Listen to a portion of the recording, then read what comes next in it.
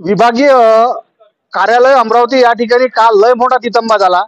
म्हणजे पांढरी गावात जे प्रवेशद्वार लावायचं मॅटर चालू आहे हे अजून काही मुरलंच नाही। हे रोज नवीन नवीन नवीन नवीन होऊन राहिलं। 3-4 दिवस बौद्ध समाजचे लोक अमरावतीला ठिया मारून होते, पण त्याचं प्रकरण असं झालं की काल त्या प्रकरण एकदमच वाढलं राजो। तुम्हाला काय सांगू मी, आणि मोठ्या प्रमाणात त्या ठिकाणी गिरी काय गोठे मारले राजो। पोलीसवाले जखमी झाले ना, खय खय रक्त व्हायला त्याच्या अंगातलं। मग प्रत्युत्तर म्हणून पोलीसवाल्यांना मोठ्या प्रमाणात त्या ठिकाणी लाठीचार्ज केला आणि ते त्या ठिकाणचं आंदोलन एकदम जिकडे तिकडे सारे लोक पळून गेले। पण त्या ठिकाणी जो तितंबा झाला त्या तितंब्याचा प्रतिसाद गावात उमटलाय। तर तुम्ही जर पाहत असाल तर गावात आज अतिरिक्त पोलिसाची कुमक लावली आहे। म्हणजे CISF झाले, SRPF झाले, याची अतिरिक्त कुमक या गावात दाखल झाल्याच्यानं पांढरी सारख्या लहान चुकल्या गावात माणसं कमी पोलीसवाले जास्त दिसून आले ना। विशेष म्हणजे मागच्या टाइमला मी ज्या टाइमला आलतो त्या टाइमला फक्त याच्या काळ्याच होत्या, पण यावेळेस जर आपण पाहिलं तर याच्या जवळ तुम्ही जर पाहत असाल तर एकदम लोडेड केलेल्या गन सुद्धा आहेत। म्हणजे बंदुका सुद्धा यावेळेस कर्मचाऱ्याच्या हाती दिल्या आहेत। म्हणजे कोणत्याही प्रकारचा जर तितंबा झाला तर त्या तितंब्यावर नियंत्रण ठेवण्यासाठी प्रशासन पूर्ण सज्ज झालाय। त्याचा पुरा आढावा नेमका काय होते आज।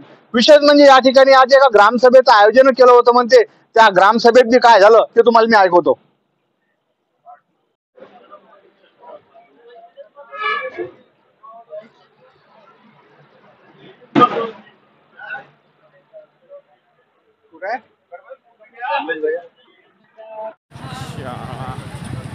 चालू येतो गावातून जरासा हे घेतो।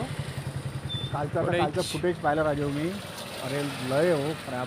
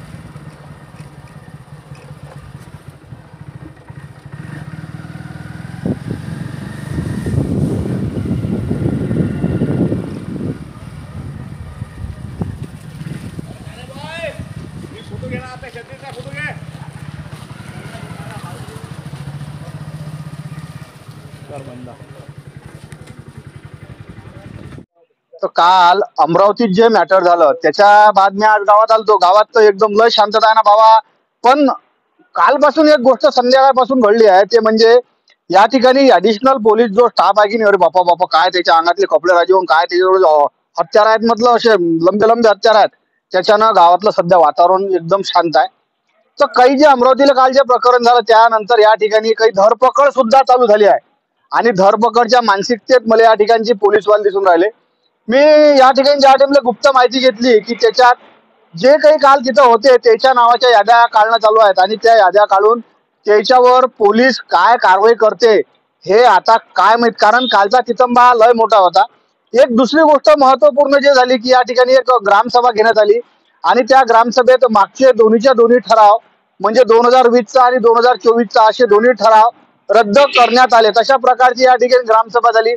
गावातले जितके काही लोक होते, जे हजर जे गैरहजर लोक ते सोडून मोठ्या प्रमाणात या ठिकाणी गावातले लोक होते। त्याचा ग्रामसभेत असा झाला की बा ते मागचे दोन्हीच्या दोन्ही ठराव आता जे आहेत ते रद्द बादल ठरवण्यात आले। काय होते काय माहित बाबा, पण या नाचुकल्या पांढरीत की नाही, हे पांढरी जरी नावाला येशील तर या गोष्टीच्या न पांढरीचं नाव नक्की काय पडत आहे। प्रशासनाचा लय मोठा जोर सध्या या ठिकाणी दिसून आला। पण इतकं असूनही गावातले लोक मोठ्या प्रमाणात बाहेरगावात आहेत आणि दुसरा समाज जो या गावात आहे ते एकदम शांततेत आहेत. पण त्याच्यापेक्षा एक दुसरी गोष्ट दिसून आली ना, अरे पोलीसवाले आहेत का काय आहेत राजो, इतके पोलीसवाले या पांढरी गावाच्या लोकांना पहिल्यांदा पाहिले असतील.